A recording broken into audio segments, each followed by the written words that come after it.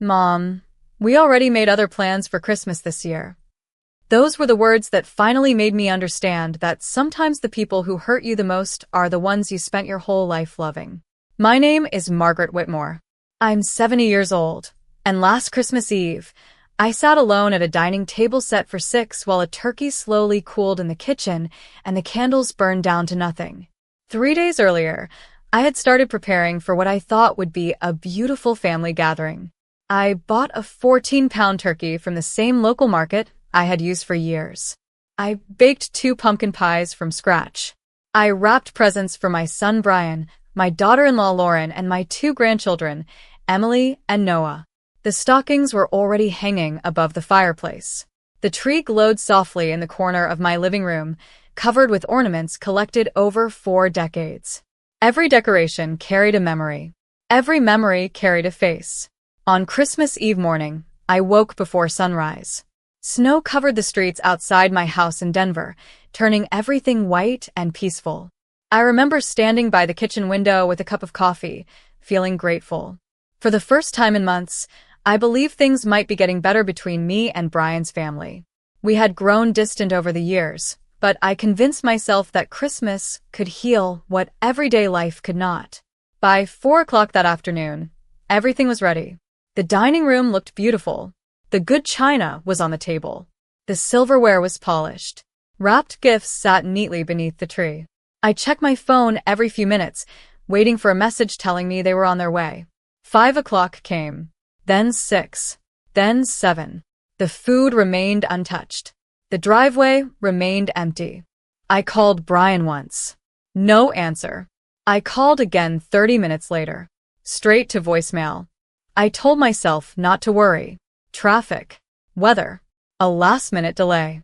There had to be an explanation. At 8:15, my phone finally buzzed. Relief washed over me until I opened the message. Mom, we already made other plans. Sorry. We'll catch up after the holidays.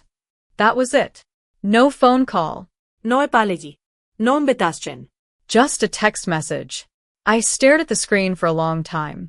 The house felt strangely quiet. Even the ticking clock in the hallway seemed louder than usual. I looked around the room. 6 plates. 6 glasses. 6 folded napkins. An entire evening prepared for people who had never intended to come. Then my phone buzzed again. This time it wasn't a text. It was a social media notification. I opened it without thinking. The moment I saw the photograph, something inside me went completely still. There was Brian. There was Lauren. There were my grandchildren. Smiling. Laughing. Celebrating Christmas together. And I was nowhere in the picture. I enlarged the photograph and stared at it until my eyes began to ache. They were not sitting in some restaurant after changing plans at the last minute. They were in Aspen, nearly 160 miles away from Denver, dressed for a holiday celebration that had clearly been planned well in advance. Lauren stood in the center of the picture, holding a glass of sparkling cider. Brian had one arm around her shoulders. Emily and Noah were smiling beside a towering Christmas tree covered in gold lights. Behind them, I could see wrapped presents, decorated tables, and dozens of people enjoying the evening. They looked happy, comfortable, Complete. as if nobody was missing. My finger hovered over the screen. Then I noticed the caption. Best Christmas ever. No stress. No guilt. Just real family.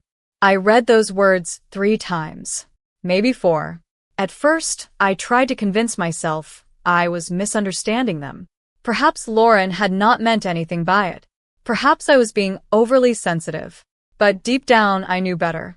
The message was clear. They had not forgotten me. They had excluded me. I sat down slowly in my dining room chair. The candles had nearly burned out. The turkey was still sitting untouched on the serving platter. The mashed potatoes had formed a thin skin on top. Everything I had prepared with such care now looked strangely sad. The room felt larger than it had a few hours earlier. Colder somehow. My husband Thomas used to say that a house could tell when it was lonely. Sitting there that night, I finally understood what he meant. I looked toward the empty chair where he always sat during Christmas dinner. Thomas had been gone for 6 years, but some nights I still expected to hear his footsteps in the hallway. He would have known exactly what to say. He always did. Instead, there was only silence. I picked up my phone and opened Lauren's page again. More photographs appeared. One showed Emily opening presents. Another showed Noah laughing beside a fireplace. Then I found a picture that stopped me completely. It had been posted earlier that afternoon. The timestamp showed it was taken while I was standing in my kitchen basting a turkey and checking the clock every few minutes. Lauren had written, "So grateful for everyone who matters being here tonight." My chest tightened. Not because of anger. Not yet. It was disappointment. The kind that settles slowly and heavily. The kind that forces you to reevaluate things you spent years refusing to see. As midnight approached, I cleaned the table alone. I wrapped the leftovers. I turned off the dining room lights. One by one, the rooms of the house grew dark. Before heading upstairs, I stopped beside the Christmas tree and looked at the presents waiting underneath. Emily's doll set, Noah's baseball glove, Brian's leather wallet, Lauren's gift card to her favorite spa. All carefully chosen. All unopened. I stood there for a long moment before quietly turning off the tree lights. For the first time, I allowed myself to ask a question I had avoided for years. If they truly wanted me in their lives, why was I always the one making the effort? The next morning, I woke up earlier than usual. The house was quiet. Not the peaceful kind of quiet that comes with a snowy Christmas morning, but the kind that makes every empty room feel larger. I made myself a cup of coffee and sat at the kitchen table where Thomas and I used to spend our mornings together. Outside, fresh snow covered the neighborhood. Children were already pulling sleds down the sidewalks. Families were gathering. Life was moving forward exactly as it should. Yet I felt strangely disconnected from all of it. I told myself I needed to stop dwelling on the photographs. Dwelling would not change anything. But memories have a way of surfacing when you finally stop making excuses for people. As I sat there, I began thinking about the past few years. Small moments. Little disappointments. Things I had dismissed at the time because I wanted peace more than truth. 3 years ago, Lauren told me Noah's birthday party had been moved to Sunday because of scheduling conflicts. Later I learned the party had happened on Saturday exactly as originally planned. 2 years ago, I bought tickets for a holiday light show for the grandchildren. Lauren thanked me warmly, then told me they were suddenly too busy to attend. A week later, I saw photographs online of the same 4 people spending the evening at another event across town. Then there was Mother's Day. Brian called and said they would stop by in the afternoon. I spent hours preparing lunch. By evening, I received a text saying something had come up. No explanation. No new plans. Just another cancellation. At the time, I blamed busy schedules. Children. Work.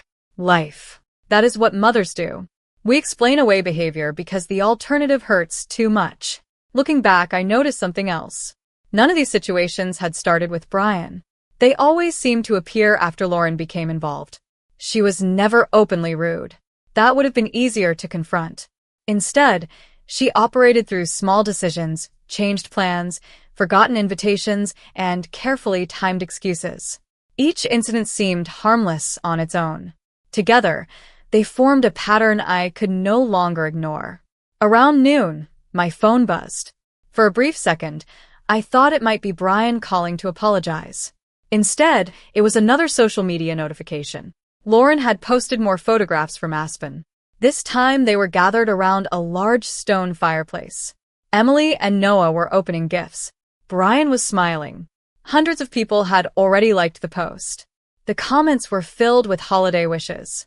Nobody knew there was a 70-year-old mother sitting alone 2.5 hours away. Nobody knew an extra place should have been at that celebration. I set my phone face down on the table. Something inside me was changing. The sadness was still there, but it was no longer the only thing I felt. For years, I had focused on keeping relationships alive. I had been the one making calls, sending cards, organizing dinners, buying gifts, and creating opportunities for connection. Suddenly, I found myself asking a question that had never occurred to me before. What would happen if I stopped being the one who always gave? That afternoon, I decided to clean out the stack of unopened mail that had been gathering on the corner of my desk. It was something I had been putting off for weeks. Bills, advertisements, holiday catalogs, and charity letters had accumulated into a small mountain of paper. Most of it went straight into a recycling bin beside my chair. Then I noticed an email notification on my laptop. The subject line caught my attention immediately. It was from a travel company. At first, I almost deleted it. I assumed it was another promotional message. Instead, I opened it. The moment I started reading, I sat up straighter. The email was a payment reminder for a family vacation package scheduled for early January.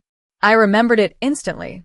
6 months earlier, I had booked a special trip to Hawaii for Brian, Lauren, the children, and myself. It was supposed to be a fresh start. A chance to spend time together away from work schedules, school obligations, and everyday distractions. I had imagined long walks along the beach with my grandchildren, family dinners overlooking the ocean, new memories replacing old disappointments. At the time, Brian seemed genuinely excited. Lauren had been enthusiastic too. She had personally selected several upgrades and activity packages. Looking at the confirmation details now, I realized something I had completely forgotten. Every reservation was under my account. Every payment was connected to my credit card. Every room, flight, and excursion depended entirely on me. I scrolled through the booking summary slowly. 5 airline tickets, 3 ocean view suites, Guided tour. resort dining packages, children's activities, transportation. The total cost sat at the bottom of the page. $22. I stared at the number for several seconds, not because of the amount itself. I could afford it. Thomas and I had spent decades building a stable life. What unsettled me was the realization that I had invested so much effort into creating experiences for people who increasingly seemed uninterested in having me present. The timing felt almost cruel. Less than 24 hours earlier, I had been sitting alone beside a Christmas tree while the people receiving this gift celebrated without me. I closed the laptop and walked into the living room. Snow continued drifting past the windows. The wrapped presents remained under the tree exactly where I had left them. For years, I had measured love through generosity. If someone needed help, I helped. If someone wanted something special, I tried to provide it. Giving came naturally to me. It always had. But standing there in the quiet house, I began wondering whether my generosity had become predictable, expected, perhaps even taken for granted. My phone vibrated on the coffee table. For a moment, I thought it might finally be Brian. Instead, it was Lauren. A text message appeared on the screen. I opened it. There was no mention of Christmas. No acknowledgement of the previous night. No apology. No explanation.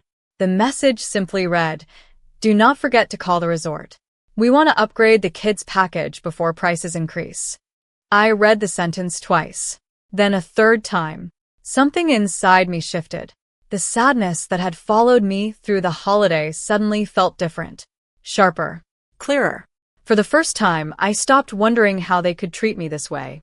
Instead, I started wondering why I had allowed it for so long. For the rest of that day, I did not respond to Lauren's message. Not because I wanted to punish her. I simply wanted to see what would happen if I stopped immediately fixing problems for everyone else. The answer arrived sooner than I expected. 2 hours later, another message appeared. This time it included a list of resort activities Lauren wanted reserved for Emily and Noah. Swimming lessons, a guided snorkeling experience, a children's adventure package. The total added cost was nearly $800. Still no mention of Christmas. Still no acknowledgement that I had spent the holiday alone. I set the phone aside and continued reading through the vacation documents. The more details I reviewed, the more uncomfortable I became. Lauren had requested upgrades everywhere possible. Larger suites, premium dining reservations, private transportation from the airport. It was clear she had spent months planning exactly how she wanted the trip to unfold. Yet nowhere in those plans did I see any indication that my presence mattered. I remembered a conversation from late summer. We had been discussing the vacation over lunch. At one point, Lauren casually mentioned how nice it would be if Brian and the children could spend more time together during the trip without interruptions. At the time, I thought she meant work calls or outside distractions. Now I wondered if she had meant me. That evening, Brian finally called. For a brief moment, I felt hopeful. Perhaps he had realized how hurtful the situation had been. Perhaps he wanted to explain. Instead, after a few minutes of small talk, he asked whether I had seen Lauren's messages about the resort upgrades. I listened quietly. He spoke about room availability and booking deadlines. Then he asked if I could handle everything before the end of the week. Not once did he ask how I was doing. Not once did he mention Christmas Eve. When the call ended, I sat in silence for several minutes. I was not angry. The truth was far more painful than anger. I was disappointed. Brian had once been the little boy who ran into my arms after school every afternoon. He used to tell me everything. Somewhere along the way, our relationship had become transactional. I gave. They received. That pattern had repeated for so long that nobody seemed to notice anymore. The following morning, I opened my laptop again. The vacation confirmation remained on the screen exactly where I had left it. $22. Months of planning. A gift intended to bring people together. Outside, sunlight reflected off the fresh snow covering my backyard. Everything looked bright and clean.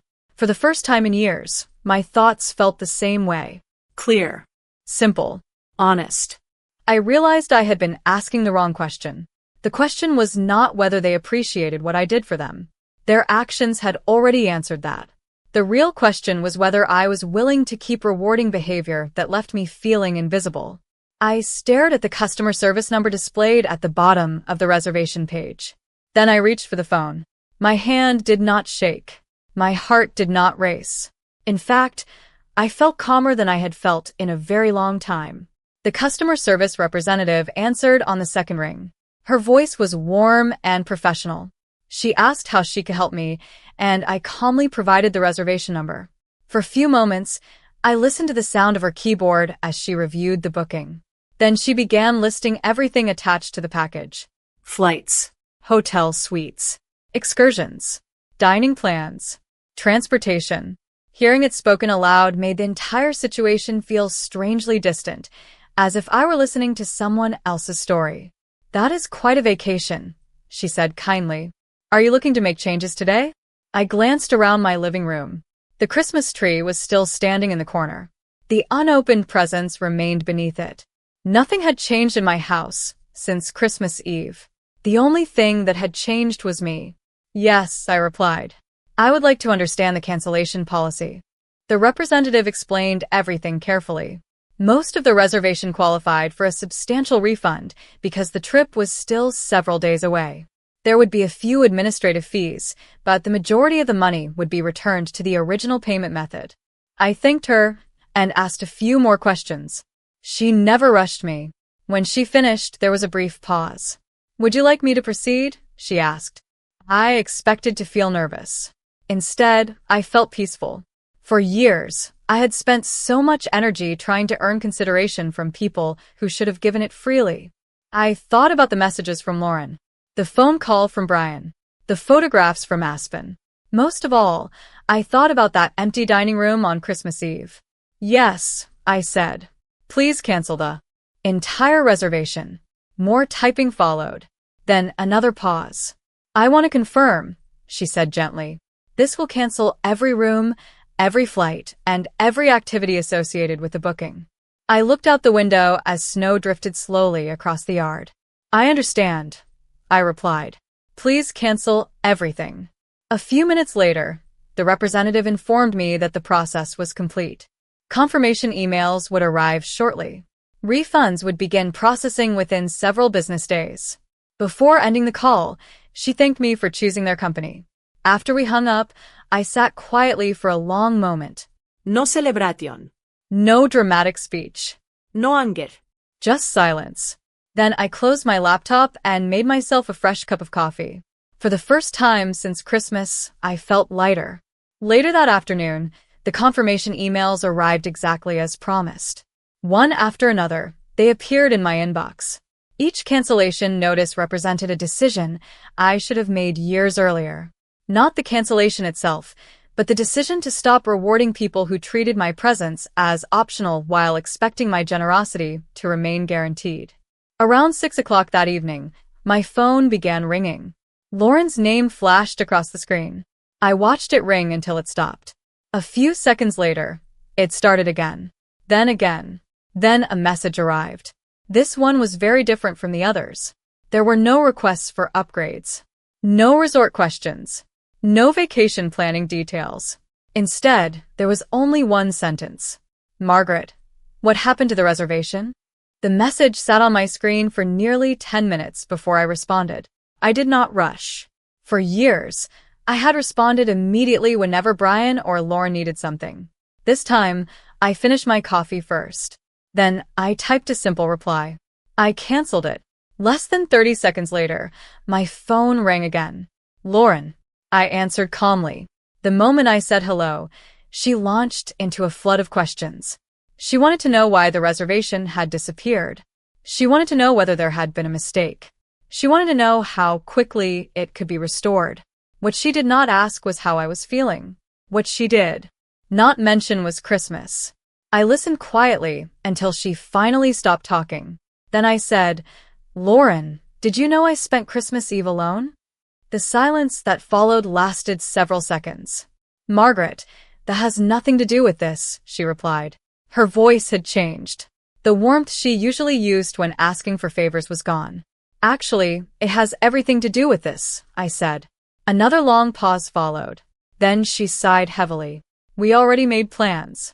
You are making a much bigger deal out of this than it needs to be. I thanked her for her opinion and ended the call. An hour later, Brian called. Unlike Lauren, he sounded frustrated rather than angry. Mom, what is going on? He asked. The kids were excited about this trip. I sat beside the living room window watching the afternoon light fade across the snow. Were they excited about seeing me on Christmas? I asked quietly. Brian hesitated. That is not fair. No, y replia. Fair would have been a phone call. Fair would have been telling me your plans before I cooked an entire holiday dinner. He did not answer immediately. For the first time in a very long while, I could hear uncertainty in his voice. Lauren said you were fine. I almost laughed. Not because it was funny, but because it explained so much.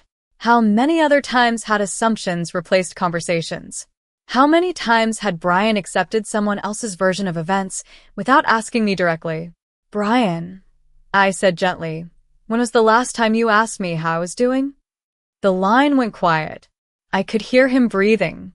Cars passed somewhere in the background. Finally he said, I do not know. Neither did I. After we ended the call, more messages arrived throughout the evening. Some came from Lauren. Others came from Brian. They spoke about inconvenience, disappointed children, airline issues, and resort policies. Yet every message seemed to orbit around the same thing: the vacation. Not one of them mentioned the empty chair at my dining table. Not one mentioned the untouched gifts beneath my tree. As darkness settled outside, I realized something important. They were upset about losing a trip. I was grieving the loss of something much bigger. And for the first time, I was no longer willing to pretend those two things were equal. The next morning, I woke up to several new messages waiting on my phone. Some were from Brian. Others were from Lauren. A few came from relatives I had not spoken to in months. Somehow, the story of the canceled trip had already spread through the family. What surprised me was how incomplete the story seemed to be. According to the messages I received, I had abruptly ruined a vacation. I had overreacted. I had punished innocent people. Yet none of those versions included the events that led up to it. None mentioned the holiday dinner. None mentioned the photographs. None mentioned the empty house. I sat at my kitchen table and thought about it for a long time. Then I made a decision. I opened my phone and gathered a few things. First, I selected a photograph of the dining room from Christmas Eve. 6 place settings. 6 glasses. 6 folded napkins. No guests. Next, I found a picture of the presents still sitting unopened beneath the tree. Then I took screenshots of Lauren's social media posts. The smiling family photographs. The caption about real family. The comments underneath.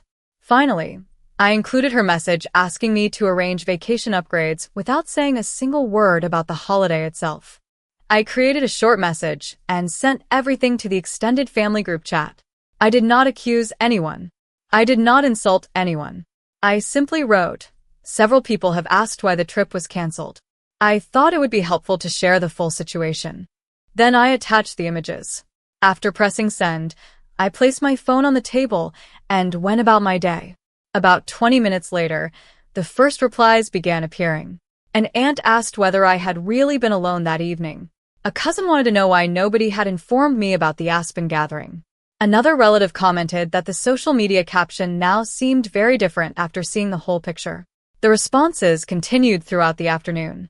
For the first time, people were discussing facts rather than assumptions. Nobody could deny what the photograph showed. Nobody could explain away the empty dining room. Late that evening, a message appeared from one of Brian's older cousins. It was only a single sentence. "Lauren, did you really leave Margaret alone for Christmas and still expect her to pay for the vacation?"